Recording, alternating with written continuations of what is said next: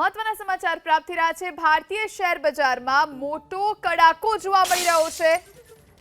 ભારતીય શેર માર્કેટમાં મોટો કડાકો, સેન્સેક્સમાં 700 તો નિફ્ટીમાં 200 પોઈન્ટનો કડાકો। 700 પોઈન્ટના કડાકા સાથે સેન્સેક્સ 79,649ની સપાટી પર છે।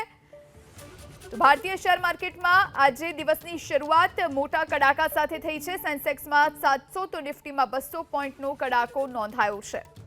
700 પોઈન્ટના કડાકા સાથે સેન્સેક્સ 79,649ની સપાટી પર જોવા મળી રહ્યું છે। 200 પોઈન્ટના કડાકા સાથે નિફ્ટી 24,227ની સપાટી પર છે।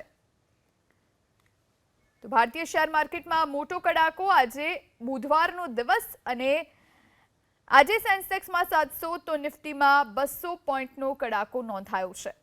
700 પોઈન્ટના કડાકા સાથે સેન્સેક્સ 79,649ની સપાટીએ છે। રોકાણકારોમાં ચિંતાનું મોજું। 200 પોઈન્ટના કડાકા સાથે નિફ્ટી 24,227ની સપાટીએ। માર્કેટ એક્સપર્ટ જયદેવસિંહ આપણી સાથે ફોન લાઈન પર જોડાયા છે। જયદેવસિંહ, આપનું સ્વાગત છે। ભારતીય શેર માર્કેટમાં કડાકો, આપ કારણ શું જોઈ રહ્યા છો અને રોકાણકારોને શું સલાહ આપશો?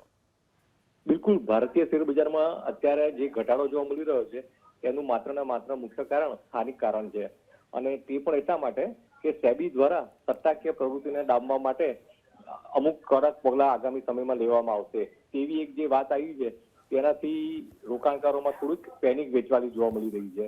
પણ જે કારણ છે તેનાથી રોકાણકારોએ ભયભીત થવાની બિલકુલ જરૂર નથી। સેબી દ્વારા આગામી સમયમાં જે પગલા લેવામાં આવશે તે રોકાણકારોના હિતમાં જ લેવામાં આવશે, અને 2 થી 4 દિવસ દરમિયાન થોડીક સ્પષ્ટતા પણ આવશે, અને ત્યાર પછી ભારતીય શેર બજારમાં સ્થિરતા સાથે મજબૂતાઈ પણ જોવા મળશે।